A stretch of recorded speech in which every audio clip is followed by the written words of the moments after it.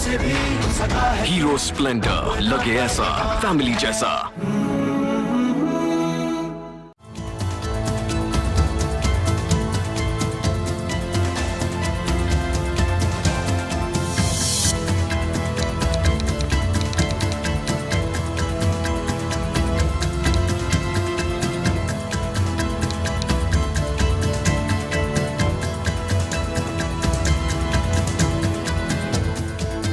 ऐसा घर आपने नहीं देखा होगा। संभाल के पोछा मारा अभी। आइए। ओ भाई साहब, ये देखिए हॉल, ये देखिए चिल्ड्रंस रूम, देखिए कितना बड़ा है। आपके बच्चे खेलते खेलते थक जाएंगे। हो गया, मजे ले लिए। आइए। और यह है बेडरूम, इसकी खिड़की से तारे दिखते हैं, तारे। आपको क्या लगा प्रॉपर्टी डीलर हूँ? अरे आपको अपना घर दिखा रहा था। Pearls infrastructure. हम जानते हैं कि घर अरमान, उम्मीदों और सपनों का बना होता है, तभी तो हम घर बनाते हैं, जिंदगियां बनाते हैं। अक्षय, बाथरूम कब धोगे? आज संडे है ना।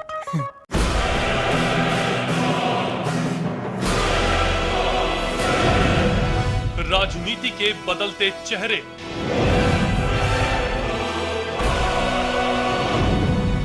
सत्ता का नया समीकरण, भावनाओं की आंधी से लोकतंत्र में विश्वास ढूंढती जनता,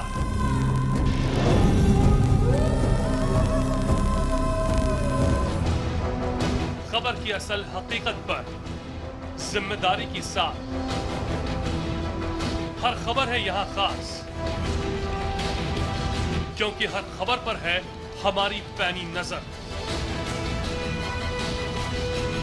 हम हैं चैनल वन न्यूज, खबरों का एक नंबर चैनल।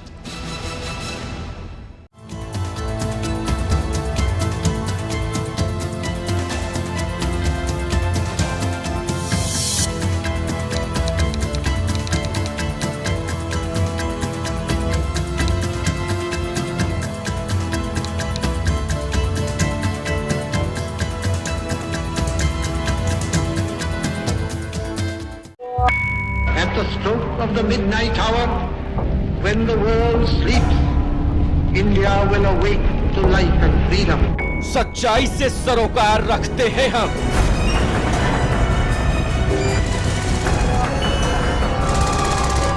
हर खबर को खबर में जिंदा रखते हैं हम। हर मुद्दे पर समय से लड़ते हैं हम।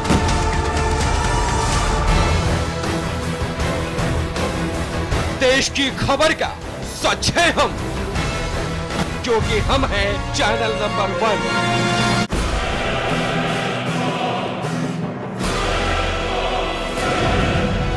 राजनीति के बदलते चेहरे,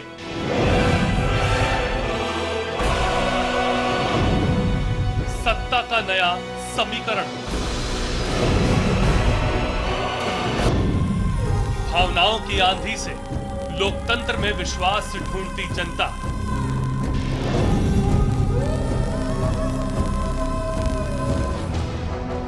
खबर की असल हकीकत पर जिम्मेदारी की साथ हर खबर है यहां खास, क्योंकि हर खबर पर है हमारी पैनी नजर। हम हैं चैनल वन न्यूज, खबरों का एक नंबर चैनल।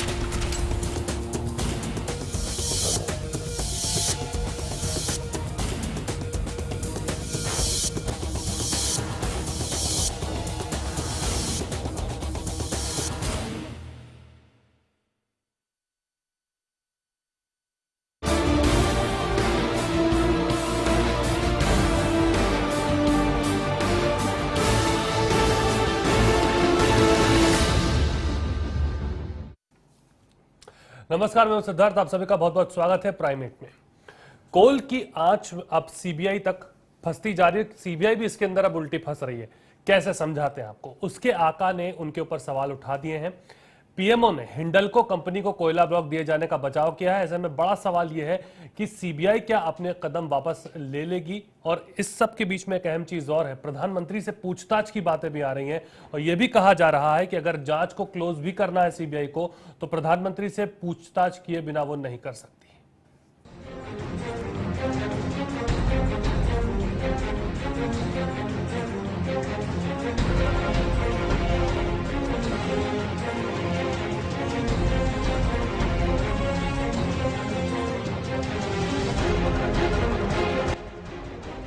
कोलगेट मुद्दे की जांच के दौरान सीबीआई की कार्यप्रणाली पर कई बार सवालिया निशान खड़े होते रहे हैं।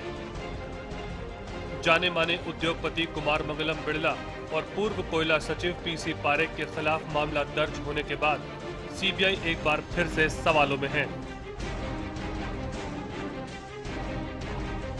सीबीआई ने तालाबीरा 2 खदान का हिंडाल्को को गलत तरीके से आवंटन करने के आरोप में बिड़ला और पारेख के खिलाफ मामला दर्ज कर लिया।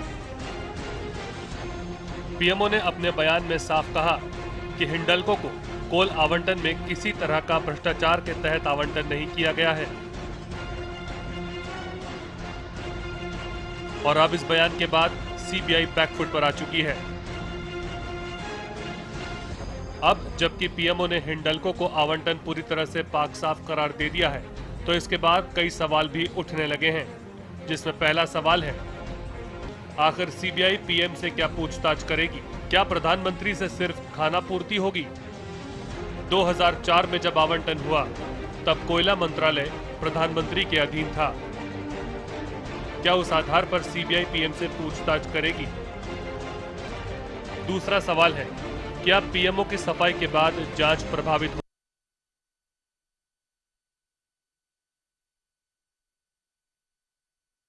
पीएमओ की सफाई के बाद क्या सीबीआई निष्पक्ष होकर जांच कर पाएगी?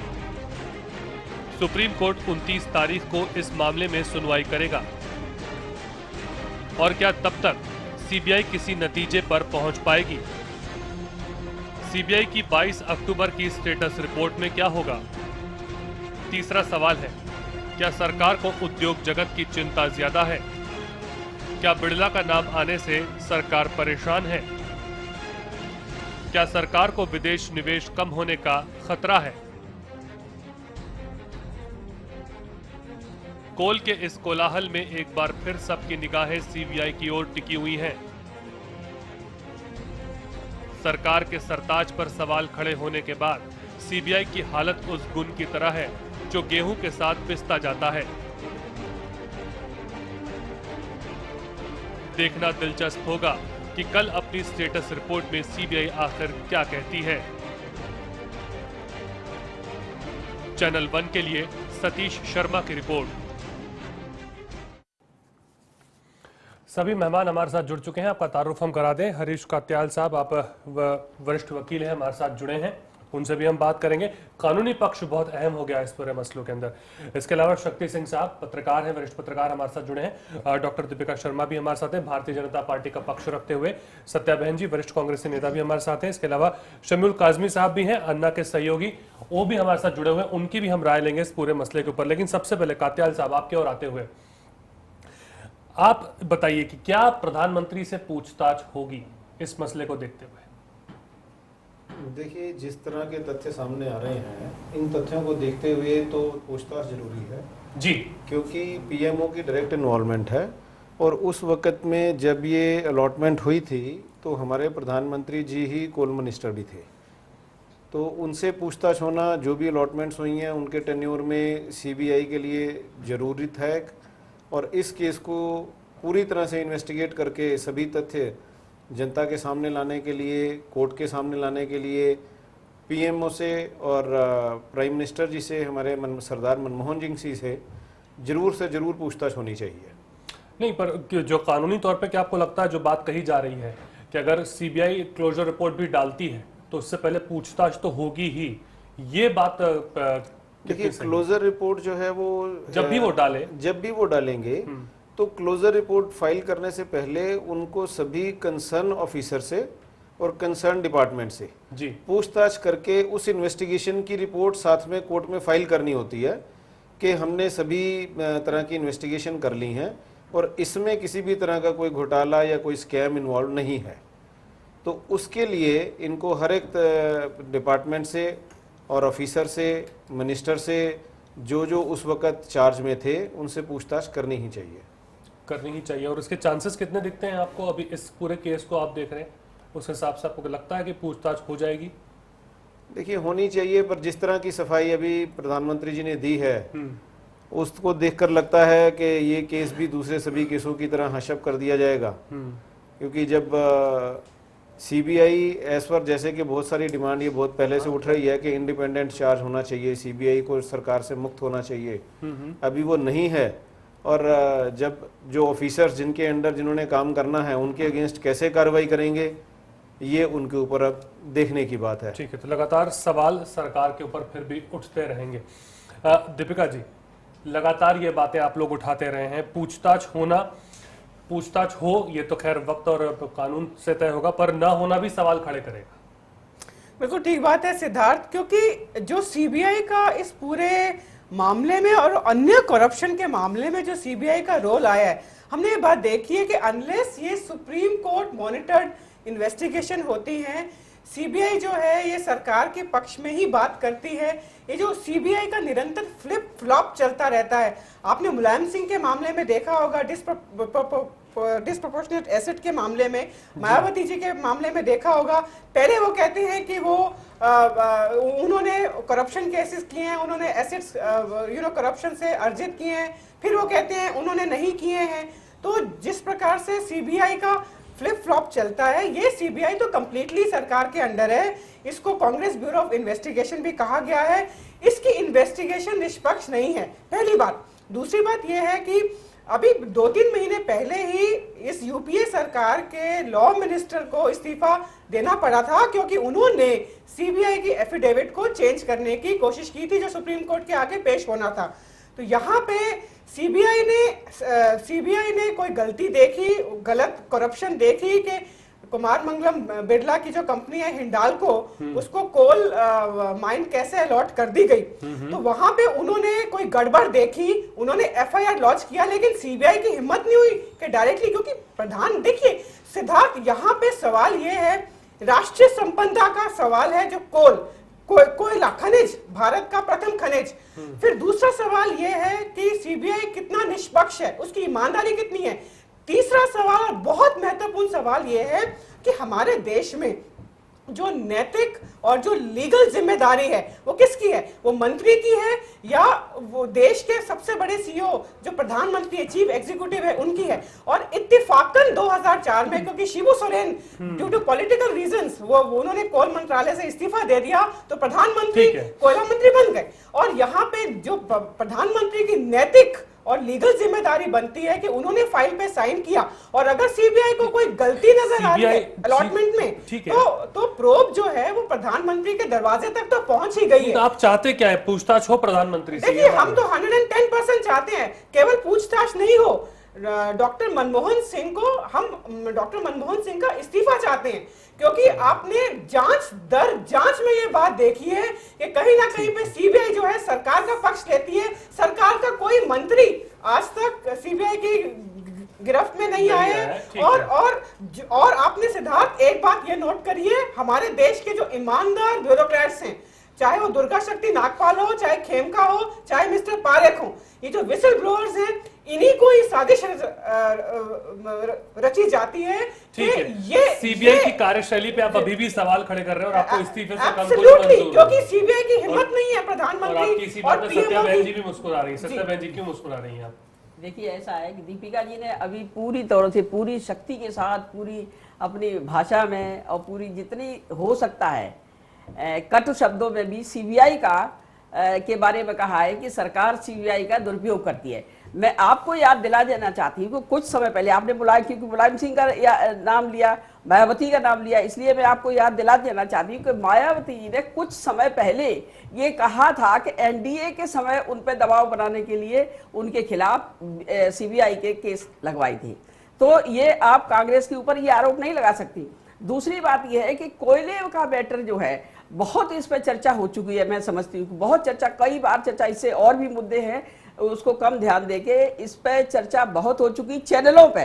चैनल मैं खुद भी उसमें भाग लेती रही हूँ चैनलों। और दूसरी बात यह है कि जहां तक चाहे प्रधानमंत्री को इसमें घसीटने की बात यह है कि 2014 का जो चुनाव दिखाई दे रहा है, विफलता नहीं है। नहीं देखिए मैं मुझे पूरी बात देखिए पूरी बात मेरी खत्म हो जाने दीजिए कि शिबू सोरेन ने जब इस्तीफा दिया था कोल मिनिस्ट्री से, जब हटे थे तो प्रधानमंत्री के साथ अटैच हो गए। मैं पहले भी एक बार कह चुकी हूं कि जो मुख्यमंत्री हो चाहे प्रधानमंत्री हो, जो विभाग जो मंत्रालय किसी से अटैच नहीं होते हैं वो ऑटोमेटिकली प्रधानमंत्री या मुख्यमंत्री के साथ अटैच होते हैं और सारी फाइलें और सब कुछ प्रधानमंत्री के पास नहीं होता।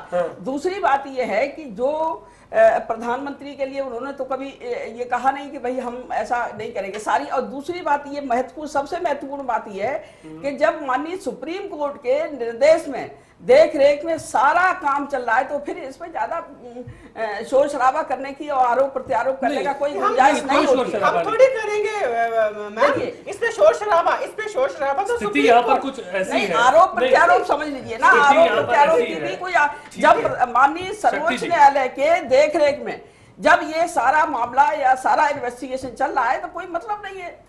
ठीक है शक्ति जी, आप कैसे देख रहे हैं इस पूरे मसले को? फंस नहीं चुकी है सरकार पूरी तरह से? एक तरफ आप कहते हैं कि नहीं हिंडाल्को को जो मिला वो बिल्कुल ठीक था और सीबीआई वहां पर एफआईआर दर्ज कर रही है। अब आपको क्या लग रहा है क्लोजर 2-3 महीने चला के क्लोजर रिपोर्ट डाल के मामला बंद हो जाएगा? देखिए जो ये पूरा मामला है ये राजनीतिक मामला है, ठीक है। और जो देश की जो प्रमुख राजनीतिक पार्टियां हैं वो अब जनता से या जनता के सरोकार से कोई राजनीति नहीं कर रहा है या जनता के समर्थन से कोई राजनीति नहीं कर रहा है। अब राजनीति जो इस देश में हो रही है या तय जो राजनीति हो रही है वो सीबीआई के माध्यम से हो रही है कि सीबीआई का किस तरह से राजनीतिक प्रयोग किया जाए और राजनीतिक प्रयोग करके उससे लाभ उठाया जाए। इस परंपरा की शुरुआत चाहे जब से हुई हो, लेकिन आज वो अपनी चरम पे पहुंच चुका है और उसका नतीजा ये हुआ है कि कोलगेट मामले में सरकार खुद फंसती हुई नजर आ रही है। सरकार प्रधानमंत्री, सरकार की विफलता नहीं है कि बात प्रधानमंत्री से पूछताछ तक आ गई। नहीं वही, क्योंकि देखिए पारिक जी ने कहा है, आज उन्होंने ये कहा कि अगर मेरा नाम एफआईआर में होगा तो प्रधानमंत्री से भी पूछताछ होनी चाहिए, क्योंकि जो फाइल अगर मैंने फॉरवर्ड की है या मैंने साइन किया और प्रधानमंत्री जी ने उस पर साइन किया है तो प्रधानमंत्री जी के संज्ञान में सभी चीजें हैं, उनको सभी चीजों की जानकारी है। तो यदि अगर मैंने गलत किया है तो प्रधानमंत्री भी गलत है। तो ये अब सरकार पता नहीं किस मोड में चल रहा है। हाँ नहीं किस मोड में सरकार चल रही है ये समझने वाली बात है, क्योंकि मैंने ऐसा लग रहा है कि जिसको जो मन में आ रहा है वो कर रहा है। अफरा तफरी का माहौल है, कैश 22 की स्थिति है। काजमी साहब, पहले तो यही तय नहीं हो पाया कि कॉम्पिटेंट अथॉरिटी कौन है, आखिर किसके ऊपर हम जिम्मेदारी ठहरा है। प्रधानमंत्री की बात आती है तो बात कांग्रेस हटाने की कोशिश करती है कि उस समय ये था, उस समय वो था, पर ये विफलता नहीं है क्या कि प्रधानमंत्री तक बात पहुंच रही है? इतने गरिमामयी पद के ऊपर जो व्यक्ति बैठा उससे पूछताछ की बात अगर होने लगे, कितना गंभीर मानते हैं आप? देखिए बड़ी बदनसीबी की बात है कि आज देश के अंदर जब भी कहीं कोई घटना घटती है तो लोग सीबीआई की इंक्वायरी की मांग करते हैं। यानी सीबीआई को लोग ये समझते हैं, देश की जनता ये समझती है कि ये निष्पक्ष जांच करेगी और उस एजेंसी को हमारी जो सरकारें हैं वो कहीं ना कहीं उनके कामों उनके ऊपर दबाव डाल के अगर ऐसा करती है तो उस एजेंसी की विश्वसनीयता को कलंकित करने का काम होता है। जहां तक मैं समझता हूं कि एक तो हमारी सीबीआई को जो बिल्कुल निष्पक्ष होना चाहिए और उन्हें बिल्कुल जो भी कार्य करें, और ऐसे अधिकारी जो इस लायक नहीं है, मैं समझता हूं कि उन्हें अपनी स्वेच्छा से इस पद को स्वीकार नहीं करना चाहिए। और सरकारों को, उनके ऊपर कोई भी सरकार हो, जैसे अभी हमारी बहन जी ने ये हवाला दिया कि बहन मायावती के बारे में कि उन्होंने भी ये बात कही थी कि एनडीए ने मेरे बारे में सीबीआई का इस्तेमाल किया। तो आखिर ऐसी चीजें क्यों आती हैं? और सरकारों को इसके ऊपर जवाबदेही होनी चाहिए और सरकार के अंदर पारदर्शिता होनी चाहिए। और अगर जैसे कि आज ये कोलगेट मामले में प्रधानमंत्री का नाम आ रहा है तो मैं ये समझता हूं कि प्रधानमंत्री को भी सीबीआई के सामने जवाबदेही उनकी होनी चाहिए और सीबीआई को निष्पक्ष तौर से उसके ऊपर जांच करनी चाहिए ताकि उसकी विश्वसनीयता कायम रहे और देश के अंदर अस्थायित्व पैदा ना हो। पीएम ऑफिस उस वक्त कुछ बोला। छोटा सा ब्रेक यहाँ पर हम लेंगे, ब्रेक के बाद जब हम लौटेंगे तो यही बात हम कर रहे हैं। 2 से 3 चीजें और बहुत अहम है इस मुद्दे के साथ जो जुड़ी हुई हैं कि आगे कैसे जांच जाने वाली है, कल स्टेटस रिपोर्ट भी दाखिल होने वाली है, वो भी बहुत अहम है। छोटा सा ब्रेक, जल्द लौट रहे हैं।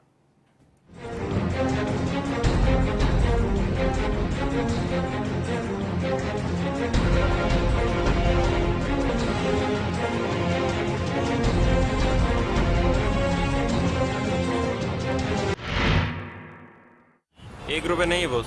₹1 नहीं है मतलब? अरे मतलब छुट्टा नहीं है। नहीं है तो आप लेके आओ, जाओ। छोड़ ना, ₹1 में क्या कर लेगा तू?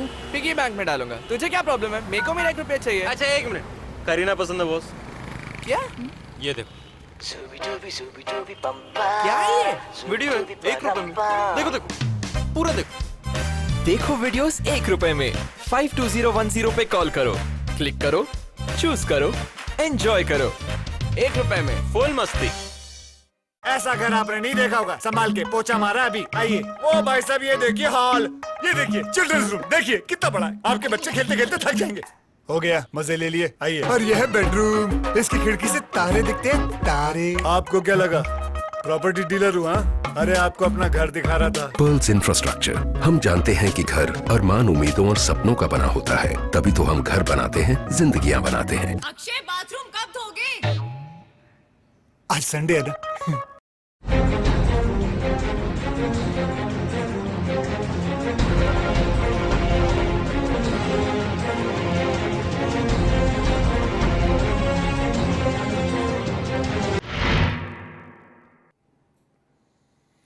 स्वागत है आपका ब्रेक के बाद। सीबीआई कहती है कि उसके पास ठोस प्रमाण है जिनके आधार पर एफआईआर दर्ज की गई। कुमार मंगलम बिरला के ऑफिस पर छापा मारा गया, 25 करोड़ रुपए नगद का काला धन भी पकड़ा गया।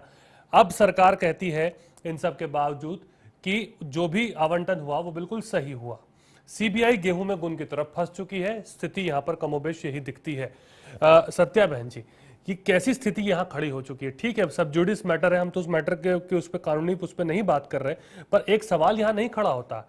दो तरह का इतना ज्यादा अंतर्द्वंद सरकार के अंदर और इस तरह से यू टर्न ले लेना फिर आकर के, तो आपको क्या लग रहा है जांच कहां जा रही है? देखिए, यू टर्न लेने की बात नहीं है। सवाल ये है कि देखिए, ये जो 2014 का चुनाव जो आ रहा है उसको नजर में रखते हुए ये प्रधानमंत्री के ऊपर जितने लांछन लगाए जा रहे हैं, जिनको इतने आरोप लगाए जा रहे हैं, वो नहीं केवल राजनीतिक दृष्टिकोण से इन्होंने किया है। और दूसरी बात, ठीक है, विपक्ष जितना है जो है वो सब प्रधानमंत्री पहले प्रधानमंत्री के ईमानदारी के कसीदे करते हुए ये थकते नहीं थे। पर जो 14वीं एफआईआर दर्ज हुई है वो तो सीबीआई ने की है ना, उसमें नहीं, वो सीबीआई ने की है, ठीक है, लेकिन यही सीबीआई ने जब केस किया है वो किया है, तो इसके बाद में एनडीए के जो मित्रगण है, चाहे वो उद्धव ठाकरे हो चाहे कोई वो, उन्होंने भी इस बात को कहा है कि कुमार मंगलम बिरला के ऊपर जो उनकी कंपनी पर जो एफआईआर हुई है वो गलत हुई है। तो ये और देश का निवेश पर काफी असर पड़ेगा, विपरीत असर पड़ेगा। तो ये सब बातें आ रही है सामने। नहीं, पर ये क्या छवि की बात जो लगातार करती है, ऐसा नहीं लगता कहीं ना कहीं कि प्रधानमंत्री को आप लोगों ने अलग छोड़ दिया है, सारे घोटालों की जांच उनके ऊपर जा रही है? देखिए, ऐसा है कि कोई भी मंत्री हो, मनमोहन सिंह जी मंत्री कोई भी हो, प्रधानमंत्री हो, जवाबदेही तय नहीं हो रही है, फाइल्स गुम हो जा रही हैं। सरकार विश्वास पे चलती है और सारे काम नीचे से लेके जो उसके नोटिंग होती है, ज्वाइंट सेक्रेटरी या उसके नीचे से एसओ ज्वाइंट सेक्रेटरी और सेक्रेटरी और इसके साथ ही ये बड़े ऑफिसर होते हैं, जिम्मेदार अफसर होते हैं, इनके नोटिंग के साथ ही ऊपर विश्वास किया जाता है। नहीं तो पर उस टाइम नीलामी का विरोध क्यों नहीं किया गया? फिर आपको नहीं लगता अगर उस टाइम ये मसला सुलझा लिया गया होता? किसी ने भी ये नहीं किया। अगर हम पारिक साहब की बात भी सुने, उनका भी तर्क अपने आप में इसीलिए दम रखता है क्योंकि उन्होंने साफ कहा अपनी रिपोर्ट में, मेरे पास वो रिपोर्ट का उनका मौजूद है, उन्होंने कहा है कि कोयला खदानों की जो गुपचुप बंदरबाट वो बंद होनी चाहिए और खुली नीलामी होनी चाहिए। अब इसका जब समर्थन किया गया तो वरिष्ठ कार्यालय के जो अधिकारी थे पीएमओ के, उन्होंने इसे रद्द कर दिया। नहीं, अब ऐसा है ना कि पारिक साहब अब कह रहे हैं, तो उस वक्त क्यों नहीं इन्होंने मुंह खोला? उस वक्त लिख के भेजना चाहिए, नोटिंग देनी चाहिए, प्रधानमंत्री को बोलना चाहिए। नहीं, देखिए, जो भी कोयला विभाग सरकार को स्पष्ट बोलना चाहिए। ये तो प्रॉपर मिस्टर पारिक ने फाइल नोटिंग करी है कि उन्होंने रिकमेंडेशन करी थी कि 2005 में कोल माइनिंग एक्ट को अमेंड किया जाए और एक ऑर्डिनेंस जारी किया जाए जिससे कॉम्पिटिटिव बिडिंग हो माइंस की। ये प्रॉपर तरीके से, क्योंकि उस स्क्रीनिंग कमेटी के हेड थे, उन्होंने प्रॉपर, मिस्टर पारेख ने ये फाइल नोटिंग्स करी है जिस ऑर्डिनेंस को जिसका विरोध किया गया और उसको दबा दिया गया। जिसके तहत मिस्टर पारेख ने अपने इंटरव्यू में कहा है कि मैं वॉलंटरी रिटायरमेंट लेना चाहता था जुलाई 2005 में, तो इस सरकार ने मना कर दिया और दिसंबर में वो ऑटोमेटिकली रिटायर हो गए। मैं आपको सिर्फ ये बात बताना चाहती हूं कि यहाँ पे मिस्टर पारेख ने की जो भूमिका थी वो बहुत एक ईमानदार ब्यूरोक्रेट की थी, और उन्होंने अपनी as a chief secretary of the coal ministry उन्होंने पूरी तरीके से ईमानदारी दिखाई और उन्होंने कॉम्पिटिटिव बिडिंग्स की, उन्होंने पूरी फाइल नोटिंग्स करी है, पहली बात। और दूसरी बात यह है कि आप अगर कहते हैं कि ये मामले को राजनीतिक रूप दिया जा रहा है, तो जैसे कि आपने प्रोग्राम में कहा कि एफआईआर तो सीबीआई फाइल कर रहा है, और सीबीआई केवल इस कारण की वजह से कर रहा है क्योंकि ये सुप्रीम कोर्ट मॉनिटर्ड है। अगर कोर्ट मॉनिटर्ड नहीं होता तो सीबीआई की इतनी हिम्मत नहीं होती। और तीसरी बात यहां पे आती है कि प्रधानमंत्री के ऊपर बार बार उंगली इसलिए भी उठ रही है क्योंकि कोल फाइलें ही गायब हो चुकी हैं, वो नोटिंग्स ही गायब हो चुकी हैं कि किस बिना पे, किस बेसिस पे किस कंपनी को अलॉटमेंट दी गई थी और उस अलॉटमेंट के पीछे कारण क्या थे, या क्या उस कंपनी के अंदर इतनी कैपेबिलिटी, एबिलिटी थी कि आप देश की सबसे प्रमुख खनिज जो कोयला है। अब सिद्धार्थ, मैं आपको ये बात याद दिलाना चाहूंगी कि पूरे विश्व में एक देश ऐसा है सऊदी अरब, जो केवल एक खनिज यानी पेट्रोल के ऊपर आज इस विश्व का सबसे अमीर देश है। सिमिलरली हमारे देश में कोयला और जो आयरन है, आयरन ओर, वो एक बहुत बड़ा खनिज है। इसके बेसिस पे हमारा देश बहुत प्रगति कर सकता था, परंतु सीएजी की रिपोर्ट के अनुसार जो कोयला घोटाला हुआ है उसमें 1.86 लाख करोड़ का जो देश को नुकसान हुआ है उसका डायरेक्टली रिस्पॉन्सिबल प्रधानमंत्री हैं, क्योंकि वो बहुत समय तक कानून क्या ठीक है जी, बहुत समय तक वो कोयला मिनिस्टर रहे हैं, साथ ही साथ वो प्रधानमंत्री थे। और यही प्रधानमंत्री देश के पार्लियामेंट में बोलते हैं कि अगर फाइलें गुम होती हैं, I am not the custodian of files. कानूनी तौर पर जरा समझाइए। मैं दो चीजें सत्या जी को बताना चाहूंगा। जैसे सत्या जी ने कहा कि सारा काम विश्वास पर चलता है, कानून में और हमारे कॉन्स्टिट्यूशन में विश्वास नाम की कोई चीज़ नहीं है सत्या जी। हमारा सारा काम एज पर लॉ चलता है। जो भी नोटिस नीचे से आती है, चाहे वो किसी स्टाफ ने की हो, क्लर्क ने की हो, सेक्रेटरी ने की हो या किसी और ने की हो, वो नोटिंग एज पर लॉ आगे चलती है। और हमारे मिनिस्टर या उस वक्त जो भी प्रधानमंत्री जी हमारे कोल मिनिस्टर थे या कोई और भी था, वो अगर साइन करते हैं तो he will be held responsible for each and everything. जो भी उस नोटिंग का रिजल्ट होता है, चाहे वो अच्छा हो या बुरा हो, उसके जिम्मेदार हेड ऑफ द इंस्टीट्यूशन होता है। आपको मैं बताना चाहता हूं, दो प्रोविजन हैं हमारे यहाँ कानून के। एक है वाइकेरियस लाइबिलिटी, जिसमें boss is responsible for each and every act of his junior. Moral responsibility नहीं, legal responsibility. We are not talking about moral responsibility, this is a legal responsibility. पहली बात यह है जो सिविल लाइबिलिटीज हैं वो vicarious liability के अंदर आती हैं। वाइकेरियस लाइबिलिटी की बात क्या प्रधानमंत्री के इसमें भी लागू होगी? बिल्कुल लागू होगी, बिल्कुल लागू होगी। कानून सभी के लिए बराबर है। सेकंड जो हमारा कानून है वो है 120B, having the common intention and knowledge of the offence. अच्छा, ये पूछताछ भी जो होगी तो बतौर कोयला मंत्री उस वक्त वो थे, उसके बिना पे उसी बिना पर होगी कि उस वक्त वो कोयला मंत्री थे और उन्होंने as a coal minister sign किए गई हैं सभी फाइल्स, ना कि एज ए प्रधानमंत्री। इसमें जो 120B हमारा प्रोविजन है इंडियन पिनल कोड में, उसमें ये बड़ा साफ साफ प्रोविजन है कि जो भी कॉमन इंटेंशन और नॉलेज के साथ काम किया जाता है तो सभी लोग जो भी उसमें इन्वॉल्व हैं एक ही तरह के सजा के हकदार हैं। तो आपके हिसाब से पारेख जी की बात में दम है जो उन्होंने कही थी? अगर पारेख जी की बात में दम है और सीबीआई ने एफआईआर रजिस्टर की है तो सीबीआई एफआईआर रजिस्टर करने से पहले प्रॉपर इन्वेस्टिगेशन कर चुकी है। ये भी बता देना चाहती हूं कि पारेख जी नहीं, पहले मेरी बात पूरी होने दीजिए। आफ्टर रिटायरेशन उन्होंने उसी कंपनी को उन्होंने बोर्ड ऑफ डायरेक्टर बने हैं। आप ये देखिए कि प्राइमा फेसाई एविडेंस मिलने के बाद ही सीबीआई ने एफआईआर रजिस्टर की है। इस प्रस्ताव को तो प्रधानमंत्री चाहते रद्द भी कर सकते थे, तो उन्होंने रद्द भी तो नहीं किया। और उन्होंने उसे यानी उन्होंने ठीक समझा कहीं ना कहीं, अगर रद्द नहीं किया है तो। उन्होंने रद्द इसलिए नहीं किया क्योंकि पहले इस बात की जानकारी नहीं थी। मैं आपको बता दूं, अभी पिछले दिनों 2G पर आया, कानून भी है कह रहा है। एक सिद्धार्थ जी, पहले मामला बहुत 2G पर ही इतनी तरह से सीएजी और ये दुनिया भर का पार्लियामेंट नहीं चली, 2G पर हुआ। 2G का जो था वो भी काल्पनिक एक वो था, काल्पनिक नहीं, काल्पनिक था, काल्पनिक अप्रत्यक्ष नुकसान है। जब दोबारा नीलामी पे आया दोबारा तो क्यों नहीं कोई आया बिडर? जब नीलामी पे आया दोबारा तो क्यों नहीं बिडर आया? वो प्रत्यक्ष नहीं अप्रत्यक्ष रूप से उन्होंने बताया कि कितना नुकसान हुआ। ठीक है, आप उसे इमेजिनरी फिगर्स कांग्रेस कहती रहती है। छोटा सा ब्रेक यहाँ पर हम ले रहे हैं, जल्द लौट रहे हैं।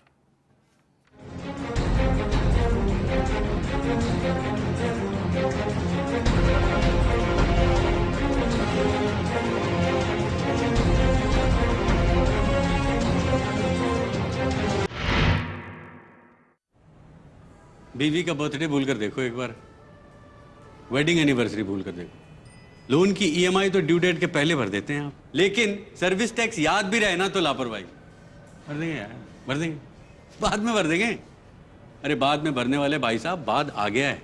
सर्विस टैक्स VCES का फायदा उठाइए और भरिए अपना सर्विस टैक्स, बिना इंटरेस्ट, बिना पेनल्टी के।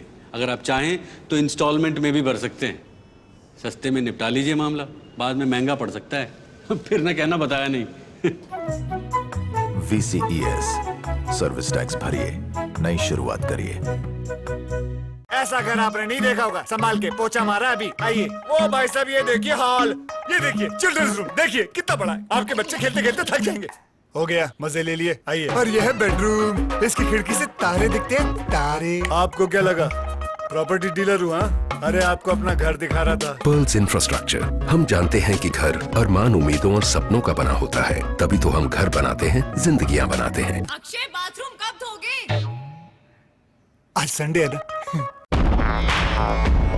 सगों से भी सगा है तू, अपना परिवार है। जिस गली में मुड़ जाऊं बस तेरा ही दीदार है। जिंदगी का हीरो है वो तुझ पे जो सवार है। वन टच पावर स्टार्ट, शानदार माइलेज वाला APDV इंजन, जो दुनिया की नंबर 1 बाइक चुने, यही कहे।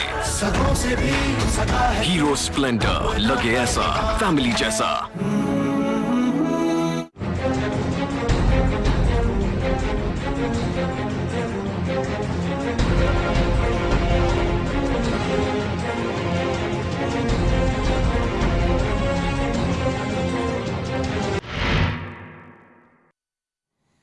स्वागत आपका ब्रेक के बाद। काजमी साहब, यहाँ पर स्थिति जो है बड़ी अजीब सी खड़ी हो गई है। जवाबदेही की लगातार बात आ रही है। अब चूंकि मामला अभी कानून के अंदर है, सुप्रीम कोर्ट इसकी निगरानी कर रही है, पर आपको लगता है कि अगर सुप्रीम कोर्ट नहीं होता या सुप्रीम कोर्ट ने इतनी स्ट्रिक्ट, इतनी फटकार नहीं लगाई होती तो मामला इतना आगे गया होता? सुप्रीम कोर्ट को तो बनाया इसलिए गया है कि जो हमारी संस्थाएं हैं उन्हें अपने कर्तव्य के पालन कराने के लिए इनकी स्थापना हुई है। तो सुप्रीम कोर्ट ने अपने कर्तव्य का निर्वहन अगर कोई ना करे तो सुप्रीम कोर्ट की मॉरली जिम्मेदारी है कि वो दिशा निर्देश दें। मगर मैं ये कहना चाहता हूँ कि इस पर राजनीतिकरण नहीं होना चाहिए।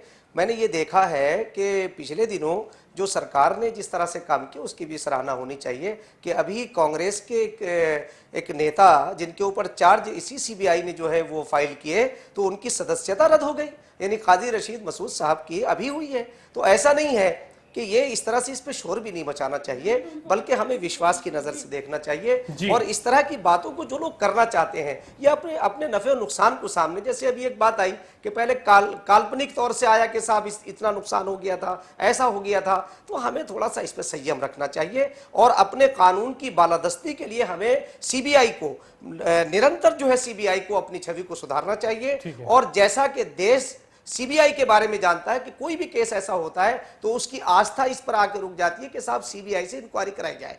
तो ये हमारी ये CBI की जो ये छवि है ये कायम करने के लिए सारे राजनीतिक दलों को काम करना चाहिए और CBI को आजादी देनी चाहिए। इसका हम लोग मुतालबा करते आ रहे हैं और आगे भी करेंगे। ठीक है शक्ति जी, यहाँ तो CBI as a tool use होती है। CBI को सब अपने हिसाब से यूज कर रहे हैं। भारतीय जनता पार्टी के खिलाफ कोई बात है तो उसको अपने हिसाब से, यानी केस के हिसाब से और आदमी के हिसाब से यहाँ पर चीजें बदल जाती हैं। क्या ये स्थिति कमोबेश यहाँ भी दिख रही है? देखिए, वही तो मैं कह रहा हूँ कि वो एक राजनीतिक मोहरा बन गया है CBI, ठीक है। और दूसरी चीज, जो ये घोटाले हैं, चाहे घोटालों का जो दौर चल रहा है उसमें ये पॉलिटिकल क्लास, मुझे कहने में कहीं कोई संकोच नहीं है कि पूरे देश का पॉलिटिकल क्लास, ब्यूरोक्रेसी और कॉरपोरेट नेक्सस है। आम व्यक्ति के लिए कोई सोच नहीं रहा है और हर एक कोई अपने फायदे के लिए सरकारी तंत्र का उपयोग कर रहा है। इवन CBI जैसे एजेंसीज जो हैं उनका प्रयोग कर रहा है। और दूसरी चीज, मैं यहाँ एक चीज और कहना चाहता हूँ, अगर CBI को लगता है प्राइमा फेसी कि प्रधानमंत्री भी या कार्यालय भी इसमें इन्वॉल्व है, या आपको कुमार मंगलम बिरला इन्वॉल्व हैं या पारिक जी इन्वॉल्व हैं, तो इसमें पूछताछ तो हो जाने दीजिए। दूसरे देशों में जो राष्ट्रीय अध्यक्ष होते हैं उन पे भी कार्रवाई होती है, अगर वो गलत पाए जाते हैं तो वो दंडित किए जाते हैं। तो इसमें कौन सी बड़ी बात है? अगर आपने गलती की है, आपके जानकारी में गलती हुई है तो आपको उसकी रिस्पॉन्सिबिलिटी लेना चाहिए, आपको सामने आना चाहिए और आपको तो कोऑपरेट करना चाहिए कि ठीक है अगर इस तरह की कोई बात हुई है तो इसकी जांच होनी चाहिए और जांच के बाद अगर जो कोई निर्णय आता है तब जाकर उस पर किसी तरह की जो कार्रवाई है वो होनी चाहिए। बिरला का यहाँ पर नाम आना, उसको आप कैसे देखते हैं? ये बात भी कही गई है, अभी वीरप्पा मोइली जी का बयान था, उन्होंने सीबीआई को औरंगजेब से उनकी तुलना कर दी कि सीबीआई जो है बिल्कुल नहीं, आप जब आपके पक्ष आपकी प्रॉब्लम हो जाएगी। नहीं, आपके देखिए निवेश के ऊपर प्रॉब्लम हो जाएगी, ठीक है, लेकिन इसका मतलब क्या है कि देश की जो प्राकृतिक संपदा है, प्राकृतिक जो संपदा है उसको आप उसके साथ आप किसी तरह से जो भी चाहेंगे वो करेंगे, आप खुला छूट दे देंगे किसी को लूटने का? अरे भाई देश की प्राकृतिक संपदा है, उस पर सबका पूरे देशवासियों का अधिकार है, उसके साथ न्याय उचित व्यवस्था होनी चाहिए उसके प्रयोग की। आप जैसे बताइए, ये आपकी जानकारी में मिलाना चाहता हूं आपके चैनल के माध्यम से कि जितने कोल ब्लॉक्स पिछले 60 साल में यूज किए गए हैं भारत सरकार में या भारत में, उससे कहीं ज्यादा कोल ब्लॉक्स का आवंटन सिर्फ 1 साल में कर दिया जाता है। 60 साल बनाम 1 साल, तो क्या ये बंदरबाट नहीं है? ये सिर्फ ये कॉर्पोरेट हाउसेस को फायदा पहुंचाने के लिए। और कहां पे पावर प्लांट्स लग रहे हैं, कैप्टिव पावर प्लांट्स लग रहे हैं, कहां पे बिजली का उत्पादन बढ़ गया, कहां पे योजनाएं कार्यान्वित हो गई। लेकिन सिर्फ 2 की बात हम कर रहे हैं जिसको लेकर के अभी सिर्फ और सिर्फ कॉर्पोरेट हाउसेस को प्रॉफिट पहुंचाने के लिए नहीं, सिर्फ और सिर्फ कॉर्पोरेट हाउसेस को प्रॉफिट पहुंचाने के लिए आप प्राकृतिक संपदाओं पर लूट की खुली छूट देंगे, ये कतई सही नहीं है और देश की जनता को इसके खिलाफ आवाज उठानी चाहिए। सत्यापन देखिए, ऐसा है ना, कोल ब्लॉक जो आवंटन हुआ था उसमें 56 कोल ब्लॉक जो आवंटित हुए थे उसमें काम भी शुरू नहीं हो पाया था। दूसरी बात मैं एक आपको बता देना चाहता हूँ, ये अगर गहराई से देखा जाए, सोचा जाए तो बहुत लंबा तक जाएगा। नहीं, मैं आपकी बात सुन रहा हूँ, मैं एक चीज कह रहा हूँ, जिन कंपनियों को आवंटन किया गया वो क्या एलिजिबल थे? ये इनके बारे में किसी ने जांच की? नहीं की। बहुत सारी ऐसी कंपनियों को कोल आवंटन किया गया जिनका कोयला और पावर सेक्टर से या किसी इंडस्ट्री से, इस तरह की इंडस्ट्री से कोई लेना देना नहीं है। तो इसका मतलब ये थोड़ी है कि आप किसी को चाहिए उसको दे दीजिए अपने विश पे, अपने विल पे। ऐसा नहीं होता। सब कुछ जांच का विषय। एनडीए के समय एक विनिवेश मंत्रालय बना दिया गया था जिसके अरुण शौरी थे मंत्री। दूसरी बात मैं उस वक्त की बात बता देना चाहती हूँ कि छत्तीसगढ़ में अजीत जोगी थे मुख्यमंत्री और वहां की एक एल्युमिनियम कंपनी को औने पौने में दे दिया गया, जबकि अजीत जोगी स्वयं आए थे यहाँ पर और ये कहा था एनडीए सरकार को कि जित दामों में आप उनको दे रहे हैं, क्योंकि ये बहुत ज्यादा बहुत हमारे उसके लिए काम आता है, हमारे एयरक्राफ्ट के लिए काम आता है, डिफेंस के लिए काम आता है, तो जितने पैसे पे ये आप दूसरों को दे रहे हैं प्राइवेट कंपनियों को, उस पर हम दे देंगे, स्टेट गवर्नमेंट दे देगी, लेकिन नहीं माने।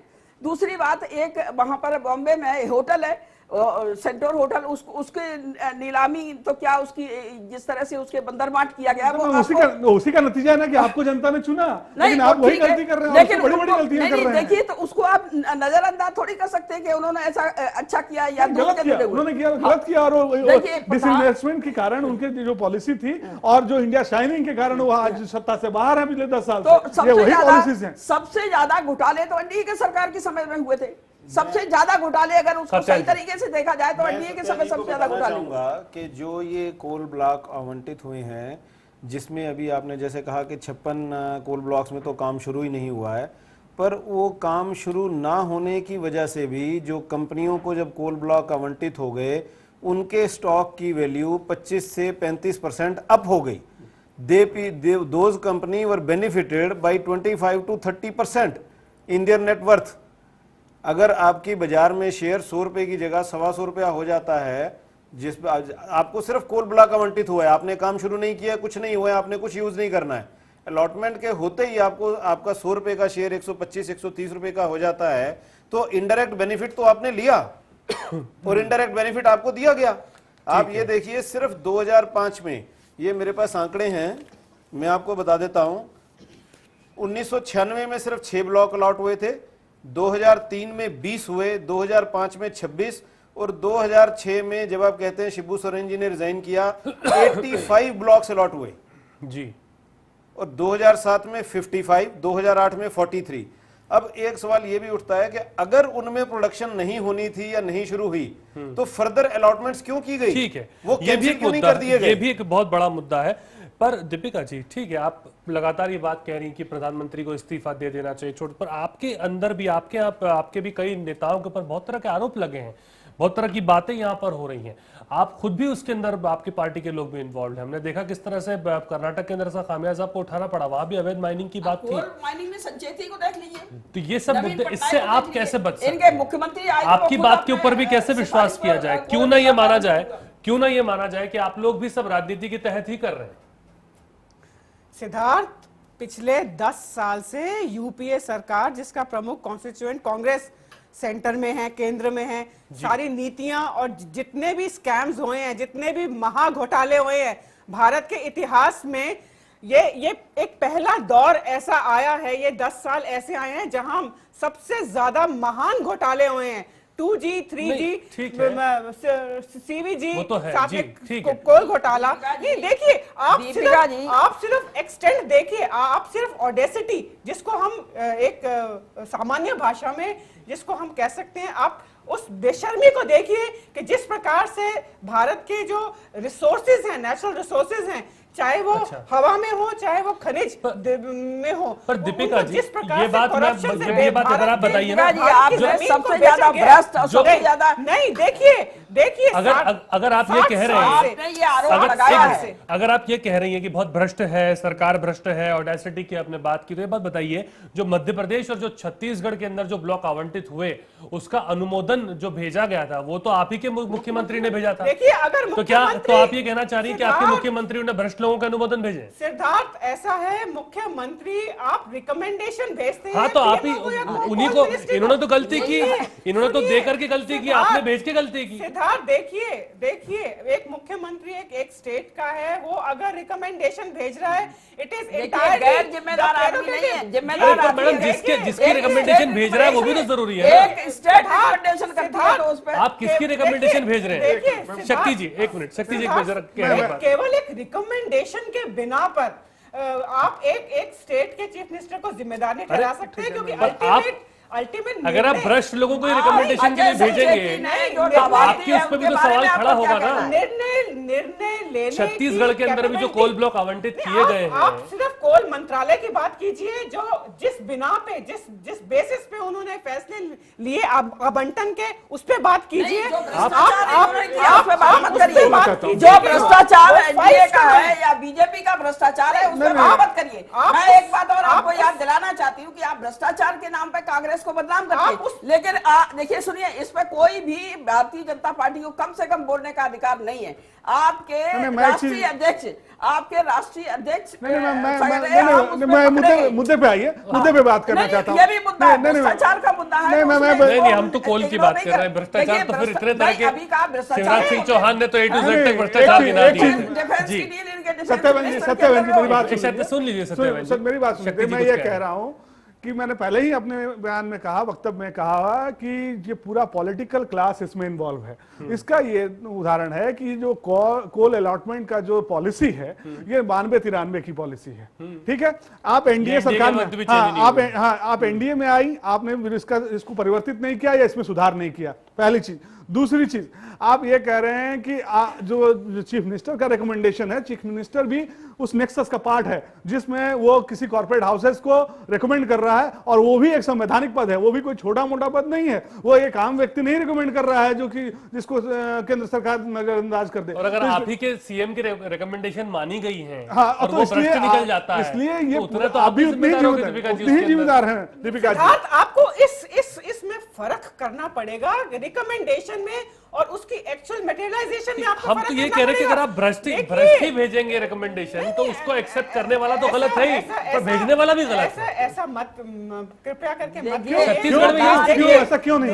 प्रधानमंत्री के ऊपर आरोप लगा दिया, आपके मुख्यमंत्री ने खुद कराई दे, वो निर्दोष है क्या? यहाँ तो सीबीआई डायरेक्टली एफआईआर कर रही है कोयला मंत्रालय के खिलाफ, कोयला सेक्रेटरी और हिंडाल्को के खिलाफ कर रही है। यहाँ तो सीबीआई ने स्वयं किया है। तो मैं आपको केवल ये बात बताना चाहती हूँ कि जो मेन मुद्दा है, जो मुद्दा ये है कि प्रधानमंत्री माननीय मनमोहन सिंह जी ने एज अ कोयला मंत्रा, उन्होंने क्या घोटाले उनकी नाक के नीचे हुए, चाहे उन्होंने सोच समझ के किए या उनसे एक जिसको कहते हैं बहुत ही संगीन ओवरसाइट हुई है, उन्होंने उसको देखा नहीं है, जिसको सीबीआई मानने को तैयार नहीं है, इस वजह से एफआईआर फाइल हुई है। आप सीबीआई से क्या उम्मीद कर रहे हैं? संगीन अपराध किया है, सुन लीजिए, जो इनके लिए आप सीबीआई से क्या उम्मीद कर रहे हैं? आप अजय संचेती के बारे में बताइए। सीबीआई जो है, मैडम एक मिनट, सीबीआई जो है अंडर सुप्रीम कोर्ट मॉनिटर्ड पूरी के पूरी इन्वेस्टिगेशन चल रही है। आज सीबीआई फिर चर्चा होनी बेकार है। सीबीआई के सीबीआई की देखरेख में आज तो मैं कह रही हूं इस बात मैडम को। सुनिए, आज सीबीआई के पास कोई चारा नहीं है, अब ना ये खाई जा रही है मुसीबत, ना कि आप क्या उम्मीद करती हैं सीबीआई से? मैं सीबीआई से ये उम्मीद करती हूँ कि प्रधानमंत्री से पूर्ण तरीके से जांच पड़ताल हो और प्रधानमंत्री से डायरेक्ट और पीएमओ से पूरी तरीके से डिटेल्ड इन्वेस्टिगेशन हो, ताकि पूरे देश को और पता यही चल सीबीआई सके। जब नरेंद्र मोदी के पास जाती है तो क्यों आप डिफेंसिव हो जाते हैं? तब भी सीबीआई को अपना काम करने दीजिए। क्यों नरेंद्र मोदी ये कहते हैं कि मेरे पीछे पड़े? नहीं, और मैं तो ये कह रहा हूँ, सीबीआई देखिए, ये सीबीआई तो सरकार के अंडर है, ठीक है, हम सीबीआई को इन्फ्लुएंस कर ही नहीं सकते हैं। और सीबीआई दीपिका जी, अगर सरकार के अंडर होती तो क्या प्रधानमंत्री तक पूछताछ की बात भी आती? नहीं, देखिए इतने उनके इन्फ्लुएंस में तो बात इतनी आगे जाती है। देखिए, सीबीआई इस समय बहुत मुश्किल परिस्थिति में है, बहुत हास्यजनक परिस्थिति में है कि जिस सरकार को कि उसने सारे टेन्योर में समर्थन किया है, डायरेक्टली इनडायरेक्टली, वो इस समय सुप्रीम कोर्ट के प्रेशर में आके उसको ये सुरेश कलमाड़ी के खिलाफ भी कार्रवाई हुई। अगर कांग्रेस के दबाव में होती तो क्यों होता है? बिल्कुल गलत। तो आज भी एसोसिएशन ये जो लोग सब कुछ कह रहे हैं, उनकी बात भी सुन लेते हैं। कार्रवाई क्या मतलब? ठीक है, ये जिस तरह से बातें हो रही हैं कि सीबीआई के बारे में, ऐसा नहीं है कि ये भी बहुत बड़ी बात है कि जैसे अभी हमारे वरिष्ठ पत्रकार महोदय ने कहा, बहुत अच्छी बात है कि अगर प्रधानमंत्री से भी पूछताछ हो तो प्रधानमंत्री कहाँ मना कर रहे हैं? उन्होंने तो कहा है कि मैं, और उन्हें जवाब देना चाहिए, और ये हमारा एक सिस्टम का हिस्सा है, हमारे सिस्टम का हिस्सा है। हमें सीबीआई को जिस तरह से हम लोग बात कर रहे हैं, ऐसा नहीं, अगर ऐसा होता कि सीबीआई किसी के अंडर में होती तो जो अभी पिछले दिनों जो बहुत अच्छे से फैसले आए हैं सीबीआई अदालत के एक सांसद जो कांग्रेस के हैं वो जेल में चले गए, लालू प्रसाद जेल में चले गए, जो सरकार के हिमायती थे, तो इससे ऐसा प्रतीत नहीं होता है। ये तो आप आगे के लिए के बारे में भी प्रधानमंत्री ने उस वक्त कहा था कि अगर सीएजी हमको बात करेगी, पूछेगी तो हम सीएजी की तो आप बात करिए, मैं सीएजी की तो आपकी पार्टी मानते नहीं। दिग्विजय सिंह साहब खुद कह चुके हैं हम तो मानते ही नहीं है सीएजी को, उनको वैधता उनकी इतनी नहीं है। और कपिल सिब्बल ने कहा है जीरो लॉस। ठीक है, पर काज़मी साहब क्या ये स्थिति दिखती है? देखिए सीबीआई के ऊपर पब्लिक ये दुर्भाग्य है कि एनडीए मेरा सवाल ये है, हम जवाब देंगे। ठीक है काज़मी जी, मेरा सवाल ये है कि भारतीय जनता पार्टी सीबीआई से लगातार सवाल कर रही है, कांग्रेस ब्यूरो ऑफ इन्वेस्टिगेशन, खुद कांग्रेस के अंदर भी सीबीआई को लेकर के तमाम तरह की बातें उठती हैं, जो एफआईआर उन्होंने दर्ज की। तो जब सीबीआई की वैधता पर इतना सवाल है, उसकी प्रामाणिकता पर इतना सवाल है, तो लोकपाल भी कोई लाने को तैयार नहीं है, तो रास्ता ही नहीं है फिर तो कुछ भी। असल बदनसीबी तो यही है कि हमने 2 साल तक एक आंदोलन किया, इसीलिए किया था कि देश के अंदर पारदर्शिता आए और हमारे जो नेतागण हैं उन्हें न्यायपालिका के सामने, जो विधायिका है उन्हें जवाबदेही होनी चाहिए जनता के सामने।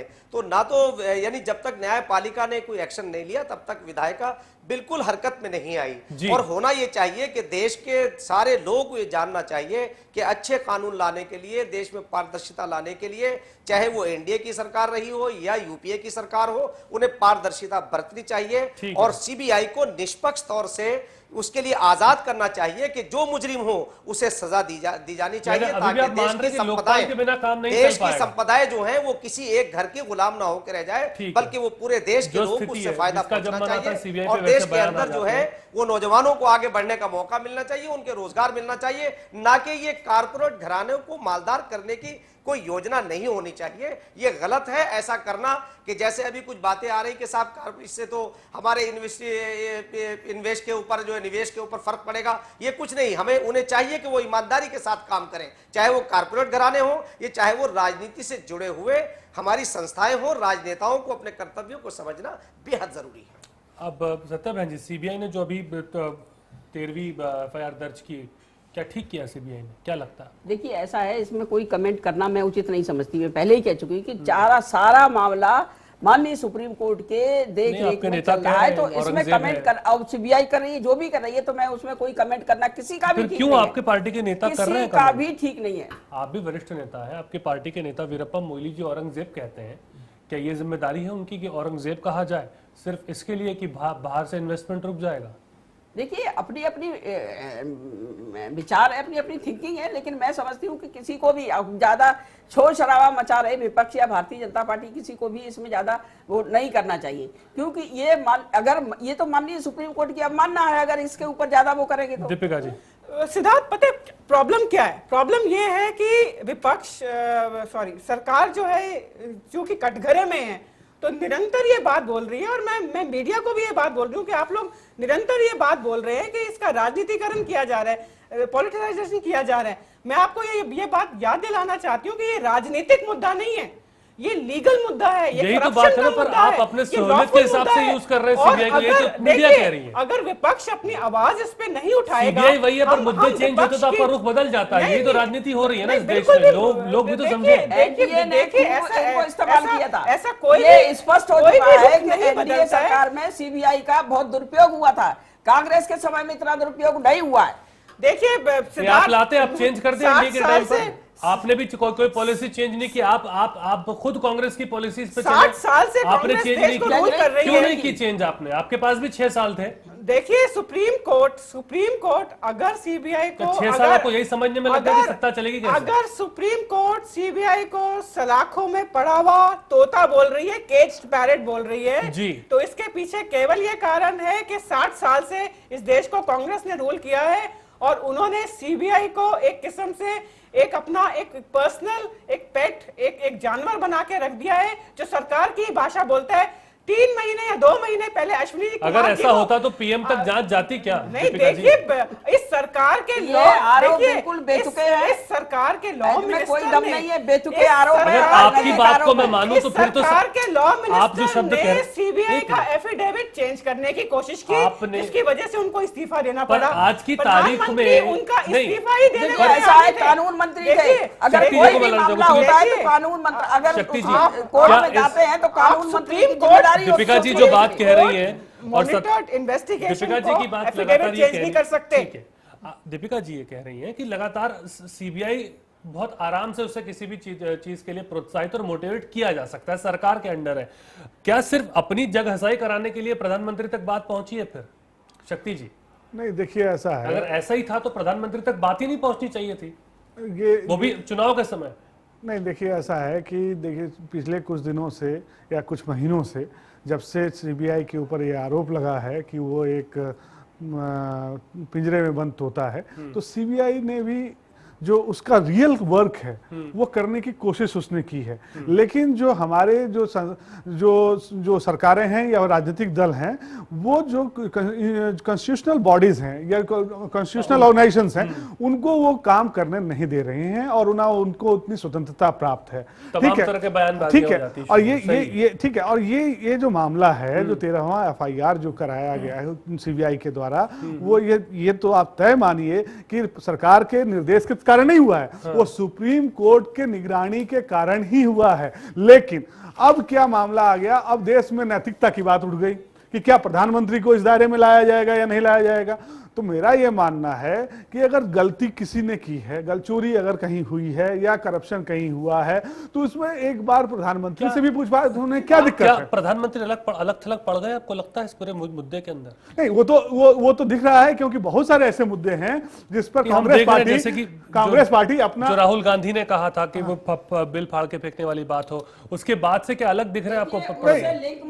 नहीं, हम तो उनकी स्थिति की बात कर रहे हैं, वो निश्चित तौर पे उनकी मनोस्थिति जानने, कांग्रेस पार्टी ये चाहती है, ध्यान में रखा कांग्रेस पार्टी कांग्रेस पार्टी आज ये चाहती है कि 2014 जो लोकसभा चुनाव है उसमें पार्टी की छवि अच्छी रहे, सरकार की छवि भले अच्छी हो या ना हो, लेकिन ये संभव नहीं है क्योंकि आपके नेतृत्व में यूपीए 1 और यूपीए 2 की सरकार चली है और पिछला 5 साल 4.5 साल का जो टेन्योर रहा वो करप्शन और उसमें उलझकर पूरी सरकार रह गई है, पॉलिसी पैरालिसिस रही है, कोई निर्णय नहीं रहा है, कोई विकास का काम नहीं हुआ है। तो ऐसे स्थिति में कांग्रेस पार्टी या कांग्रेस पार्टी के जो रणनीतिकार हैं, अगर ये चाह रहे हैं कि वो प्रधानमंत्री से अपना पल्ला झाड़ लेंगे तो उसका मतलब चुनाव प्रधानमंत्री को इससे अलग रह करके फिर बात करना बहुत मुश्किल हो जाएगा और कांग्रेस पार्टी के साथ ही वो चीजें चलेंगी।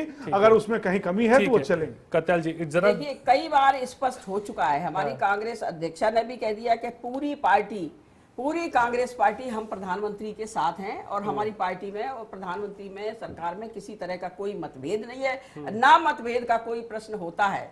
पूरी पार्टी प्रधानमंत्री के साथ है, कांग्रेस की सरकार है, कांग्रेस के प्रधानमंत्री, अलग होने का तो कोई सवाल ही नहीं। चलिए ठीक है, जिम्मेदारी भी फिर उस हिसाब से ली जाए तो अच्छा है। हरीश जी अब जरा बताएं, कल स्टेटस रिपोर्ट पेश करने वाली है अपनी ओर से सीबीआई। आपको क्या लगता है कि जो पूरे केस को देखते हुए क्या क्या अहम मुद्दे इसमें हो सकते हैं? देखिए, अभी तो स्टेटस रिपोर्ट में क्योंकि कंप्लीट इन्वेस्टिगेशन हुई नहीं है, तो नॉर्मली कुछ बड़ा निकल के आने का अंदेशा आपको है उसमें से, ऐसा कुछ जो शायद मुसीबत खड़ी करे या नहीं? देखिए, अभी तक तो क्योंकि जैसी रिपोर्ट्स अभी तक आ रही हैं उस हिसाब से तो लगता है कि सीबीआई के हाथ में कुछ ऐसे मुद्दे जरूर लगे हैं जिससे सरकार भी थोड़ी हिली है और प्रधानमंत्री को बाहर आके एक बयान देना पड़ा कि हिंडल्को को जो अलॉटमेंट है वो ठीक है। तो इस हिसाब से लगता है कि कुछ ना कुछ ऐसी डॉक्यूमेंट्स या ऐसी कुछ रिपोर्ट्स उनके पास हैं जिससे पीएमओ ऑफिस में तो या अलॉटमेंट में कुछ पुख्ता निकल करके आएगा। बिल्कुल, अभी तो जो है इस चीज की पूरी उम्मीद की जा सकती है। काज़मी साहब बिल्कुल संक्षेप में ये जांच कहाँ जा रही है? देखिए, अभी मैं बहस सुन रहा था, आपने एक मुद्दा उठाया कि जो पिछला एक ऑर्डिनेंस आया था जिसे राहुल गांधी ने कहा था कि इसे फाड़ के फेंक देना चाहिए। हमारी समझ में नहीं आ रहा है कि अगर उन्होंने उस अध्यादेश को वापस करा दिया तो उससे तो बहुत सराहना चाहिए। और हम ये कहते आए हैं कि अगर राजनीति में अच्छे लोग आएंगे तो ये करप्ट लोगों को रोकिए। करप्शन तभी रुकेगा जब करप्ट लोग उसमें आने से रुकेंगे। और जहां तक जांच का सवाल है, मैं ये समझता हूं कि सीबीआई को अपना काम करने देना चाहिए और सीबीआई काम करेगी कि जो मुजरिम होंगे वो उन्हें सजा मिलेगी। ऐसा मुझे तो विश्वास है एजेंसी के ऊपर। और हमारी एजेंसी ने जो भी अब तक काम किए हैं, देखिए थोड़ा बहुत तो सरकार का दबाव रहता ही है, कोई सी भी सरकार हो, और मॉरली तौर से। मगर जहां तक मैं समझता हूं कि सीबीआई इसमें सीबीआई को अपना काम करो और विश्वास हमें बना के रखना चाहिए, क्योंकि सही जांच करेगी और जो मुजरिम उन्हें सजा देगी। शक्ति जी जल्दी से अपनी बात आप रख दीजिए, जांच कहाँ जाती दिख रही है आपको? जांच में देखिए, कल स्टेटस रिपोर्ट फाइल होगी, क्लोजर रिपोर्ट वो फाइल क्या ये जांच बंद होने के लिए चल रही है? हाँ, ये जांच बंद होगी क्योंकि ये साफ दिख रहा है कि देश में जो सरकार है वो कॉर्पोरेट घरानों को मदद करने के लिए किसी हद तक जाने के लिए तैयार है। ठीक है, एक मिनट लगाना उचित नहीं है। ठीक है, दीपिका जी जल्दी से बात करें। ये जो सीबीआई का जो 13 एफआईआर है ना, ये बहुत बड़ा एक राजनीतिक भूचाल। कल कुछ उम्मीद है आपको? स्टेटस रिपोर्ट में कुछ ऐसा है? मेरे को कल उम्मीद नहीं है और मुझे आगे भी उम्मीद नहीं है। आप क्या कह रहे हैं? जल्दी से मुझे आगे भी उम्मीद नहीं है कि एफआईआर का विरोध किया है। मैडम, आप क्या कह रही हैं? आगे भी मुझे उम्मीद नहीं है कि कांग्रेस ब्यूरो ऑफ इन्वेस्टिगेशन के अंदर इतनी हिम्मत आएगी कि प्रधानमंत्री को वो इंट्रोगेट करें।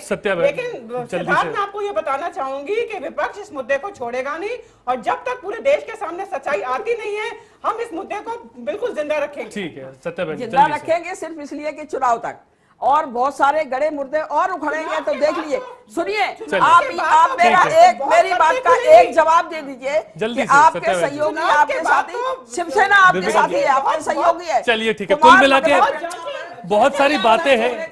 बहुत बहुत शुक्रिया, बहुत बहुत शुक्रिया आप सभी का, बहुत बहुत शुक्रिया हमारे साथ जुड़ने के लिए, बहुत बहुत शुक्रिया। बहुत बड़ी बात यह है कि कल स्टेटस रिपोर्ट है 29 तारीख को, इसका फुल एंड फाइनल देखा जाएगा क्या होता है आगे, क्योंकि प्रधानमंत्री का नाम आना अपने आप में बहुत सारे सवाल खड़े कर रहा है। और जिस तरह से सीबीआई जांच कर रही है, सीबीआई को भी टूल बना करके जिस तरह के बयान आ रहे हैं, भले भारतीय जनता पार्टी की ओर से हो या कांग्रेस की ओर से, क्या ऐसे ही काम चलेगा और सीबीआई की वैधता और संवैधानिक संस्था के ऊपर हम इस तरह से सवाल उठाते रहेंगे? और सीबीआई कैसे इस मामले से निपटती है और क्या कुछ सामने रखती है कोर्ट के, देखना दिलचस्प होगा। आप देख रहे थे प्राइमेट, नमस्कार।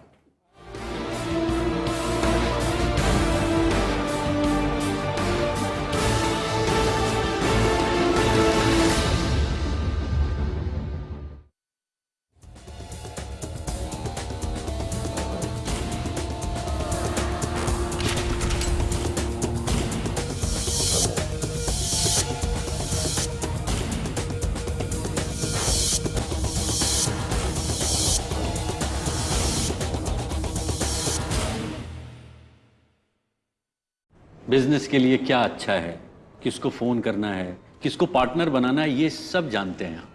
लेकिन जब सर्विस टैक्स की बात होती है तो बिल्कुल ही अनजान। क्या बात कर रहे हैं? हमें भी भरना है? अब भरना है कि नहीं भरना है, यही टाइम है पता लगाने का, क्योंकि अभी चल रहा है